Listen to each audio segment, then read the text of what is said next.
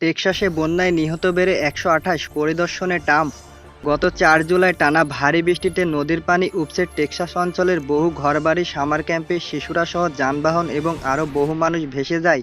এই বন্যায় নিহতের সংখ্যা বেড়ে দাঁড়িয়েছে ১২৮ জনে। এছাড়া এখনও ১৭০ জনের বেশি নিখোঁজ রয়েছেন।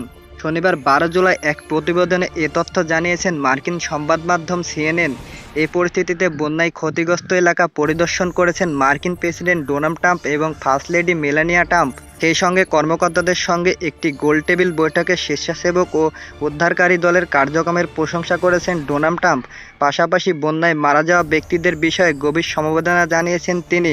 এর আগে কের কাউন্টিতে ১০৩ জনের মৃত্যুর খবর জানিয়েছিল কের কাউন্টি জয়েন্ট ইনফরমেশন সেন্টারের কর্মকর্তারা। নিহতদের মধ্যে ৬৭ জন প্রাপ্তবয়স্ক ও ৩৬ শিশু।